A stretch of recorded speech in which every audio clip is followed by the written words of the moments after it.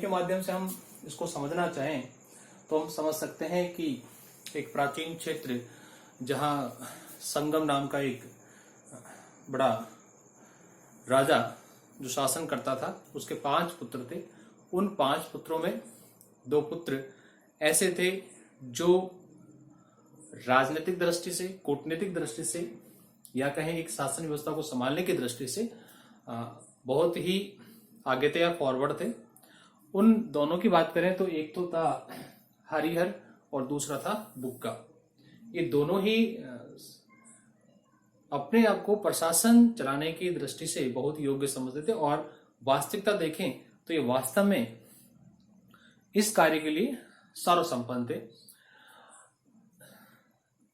तो ये विजयनगर जो है उसकी नींव भी इन्हीं के द्वारा रखी गई। किसके द्वारा? हरिहर और बुक्का के द्वारा। अब हम बात कर लें कि ये कौन थे, क्या नहीं थे। तो देखिए, संगम के 5 पुत्र थे जिनमें 2 हैं हरिहर और बुक्का। हरिहर और बुक्का है। इसके बाद में बात कर लें हम वारंगल के काकातियों के सामंत। वारंगल के काकातियों के सामंत फिर काम्पली के मंत्री बने। फिर कौन बने? काम्पली के मंत्री बने। इसके बाद में फिर आ गया मोहम्मद तुगलक। काम्पलियों का सर्वनाश और दोनों भाइयों को बंदी बनाया गया। डियर फ्रेंड, ये क्षेत्र है काम्पलियों का जहां उसका सर्वनाश किया गया और फिर दोनों भाई कौन? हरिहर और बुक्का, इन दोनों को बंदी ही बनाया गया। लेकिन फिर बाद में अंत में जो ये तो मोहम्मद तुगलक था, उसने डिसीजन लिया कि अब इनको क्या करना चाहिए, फ्री कर देना चाहिए। फिर इनको बाद में क्या कर दिया? आजाद कर दिया, मुक्त कर दिया, मतलब बंदी गृह से इनको बाहर छोड़ दिया गया। जो विजयनगर साम्राज्य है वो कहाँ बसाया गया? तुंगभद्रा नदी के आसपास वाला जो क्षेत्र है वहां इसकी स्थापना की गई थी। अब हम बात कर लें, जब इन दोनों को मुक्त किया गया, हरिहर और बुक्का को, किसके जुगुन से? मोहम्मद तुगलक के जुगुन से। तो इनके गुरु थे गुरु विद्यारण्य। कौन थे? गुरु विद्यारण्य। ये थे गुरु विद्यारण्य। ये ध्यान रखें, ये क्वेश्चन बन सकता है कि हरिहर और बुक्का को शुद्धिकरण का काम किसने किया? तो हम बता सकते हैं किसने किया? गुरु विद्यारण्य के द्वारा किया गया। और इन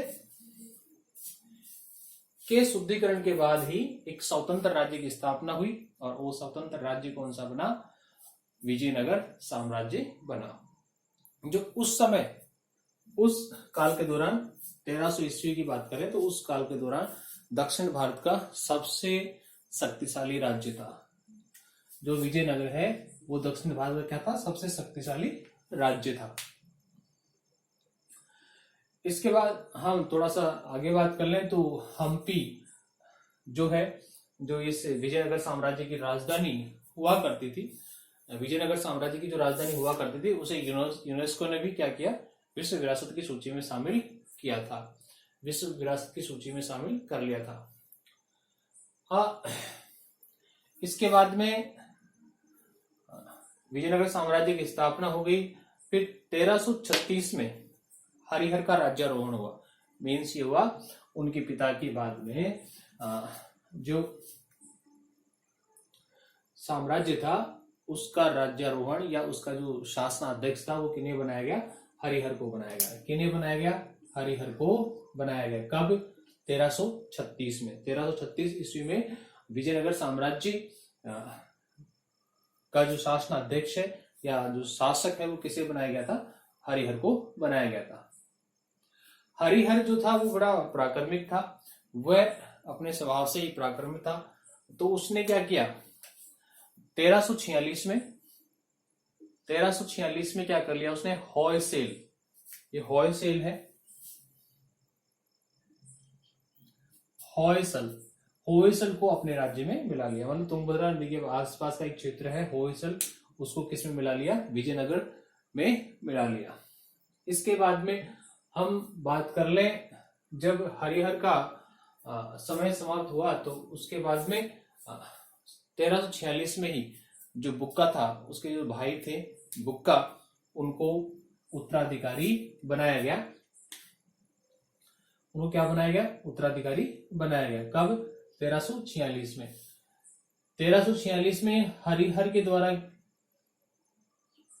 होयसल को अपने राज्य में मिलाया गया और 1346 में ही बुक्का को विजयनगर साम्राज्य का उत्तराधिकारी बना दिया गया। और जो बुक्का हैं, इन्होंने 1377 तक राज्य किया। मतलब 1377 तक भी क्या बने? शासक बनकर उन्होंने राज्य किया। इन बुक्का के द्वारा माना जाता है, अलग अलग जो बुक्स हैं, ऑथेंटिक जो राइटर हैं, उनके द्वारा भी इस चीज को माना गया है। और जो हिस्टोरिकल चीजों की नॉलेज रखते हैं, उनके द्वारा माना गया है कि इस बुक्का के द्वारा पूरे दक्षिण भारत, मतलब जो साउथ इंडिया है, वो पूरा रामेश्वरम, तमिल और चेर प्रदेश तक साम्राज्य फैलाया। मतलब ये है डियर फ्रेंड कि जो दक्षिण भारत है, ये पूरा का पूरा साम्राज्य किसके अकाउंट में आया? विजयनगर साम्राज्य के अकाउंट में आया। इसके अलावा रामेश्वरम, तमिल और चेर प्रदेश तक भी उन्होंने क्या कर लिया? पूरा साम्राज्य फैला लिया। कहा जाता है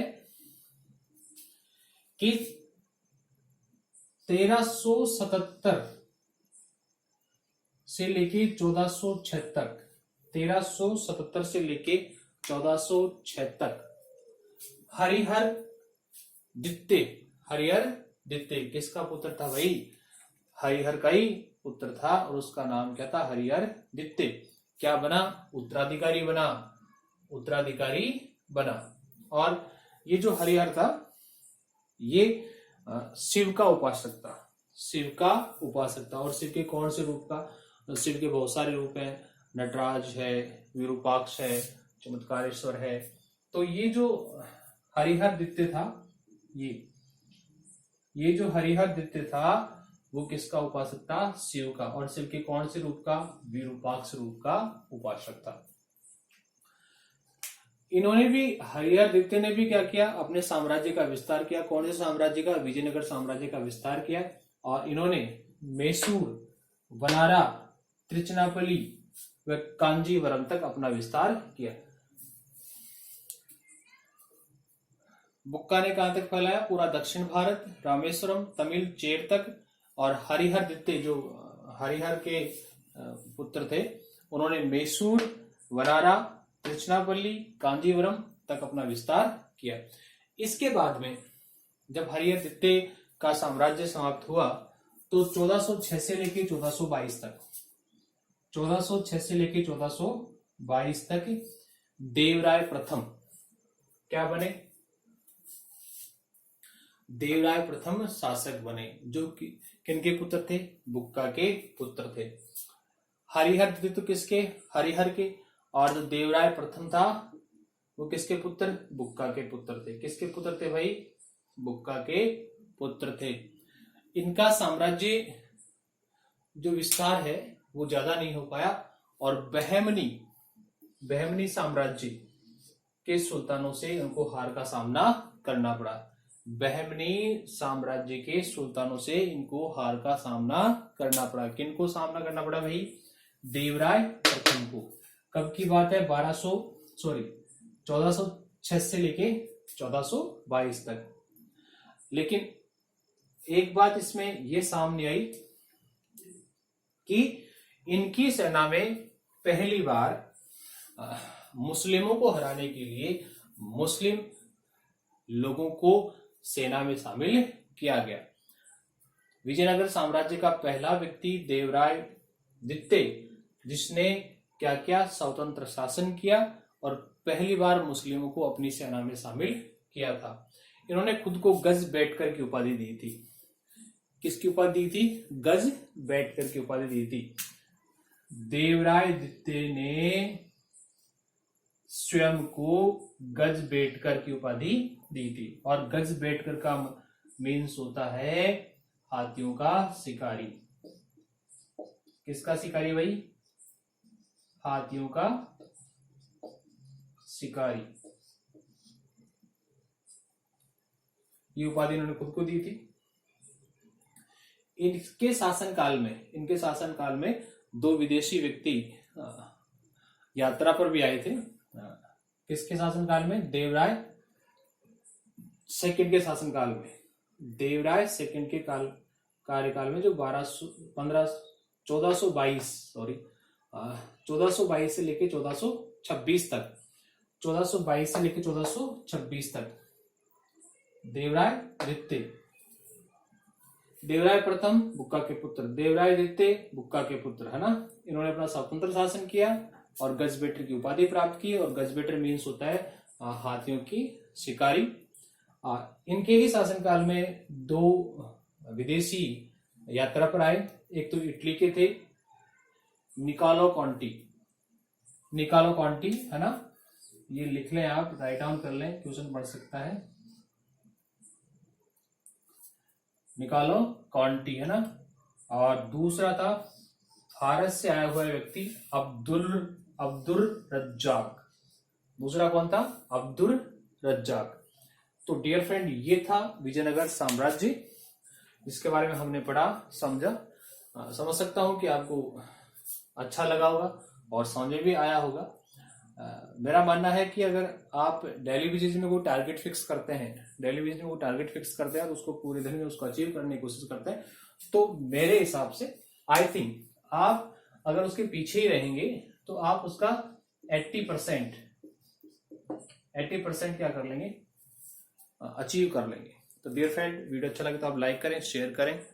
जय हिंद, जय भारत।